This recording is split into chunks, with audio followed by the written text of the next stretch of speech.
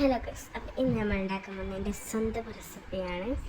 അപ്പം ഇതിന് പേരൊന്നുമില്ല. അപ്പം നിങ്ങൾ പേരെന്താ വേണ്ടിയെന്ന് കമൻറ്റ് ചെയ്യാൻ മറക്കരുത്. അപ്പോൾ ഇതെന്ന് വെച്ചാൽ ഒരു പായസത്തിൻ്റെ വേറൊരു മോഡൽ സംഭവമാണ്, കുറച്ച് കൂടുതൽ. അപ്പോൾ ഇത് നിങ്ങൾ കണ്ടറിയാം.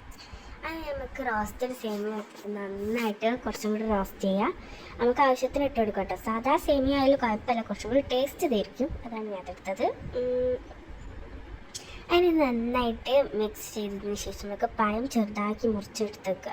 എന്നിട്ട് ഈ ഫ്ലെയിം ഓഫാക്കിയതിന് ശേഷം കുറച്ചും കൂടി നെയ്യ് വെച്ചിട്ട് ആ നെയ്യിലേക്ക് പഴം ഇട്ടിട്ട് നന്നായിട്ട് മിക്സ് ചെയ്യുക. പിന്നെ ഈ സാധനത്തിൽ നമ്മൾ പഞ്ചസാര ഉപയോഗിക്കുന്നില്ല, ഫുൾ മിൽക്ക് മെയ്ഡാണ് നമ്മൾ ഉപയോഗിക്കുന്നത്. അപ്പം മിൽക്ക് മെയ്ഡൊക്കെ കാണിക്കാൻ വിട്ടുപോയിട്ടുണ്ട്. അങ്ങനെ ഈ പഴം നമ്മൾ കളർ മാറുന്നവരെ, ഈ ഒരു കളറ് വരെ നമ്മൾ ഇങ്ങനെ ആക്കിക്കൊണ്ട് വെക്കുക. അങ്ങനെ ഇളക്കിയിട്ട് നമുക്ക് ഫ്ലെയിം ഓഫാക്കിയിട്ട് പിന്നെ നെയ്യിട്ടിട്ട് നമുക്ക് അണ്ടിപ്പരിപ്പ് മുന്തിരി ഇട്ട് കൊടുക്കാം. എനിക്ക് മുന്തിരി ഇഷ്ടമില്ലാത്തത് കൊണ്ട് തന്നെ ഇട്ട് കൊടുത്തിട്ടില്ല. അങ്ങനെ അത് ആക്കിയിട്ട് നമ്മൾ ആദ്യം മാറ്റി വെച്ച റോസ്റ്റഡ് സേമിയയിലേക്ക് പാലും മിൽക്ക് മെയ്ഡും കാഷ്യും പായും ഒക്കെ പാടിട്ടിട്ട് ഇളക്കി നമുക്കിത് കുറുകുന്ന ടൈപ്പാക്കി കൊടുക്കാം. ഇത്രയുള്ള സംഭവം സിമ്പിളാണ്. ഇതിൽ എന്ത് പേരിടുമെന്ന് പറയാൻ മറക്കരുത്. കമൻറ്റ് ചെയ്യാം കേട്ടോ. ബൈ.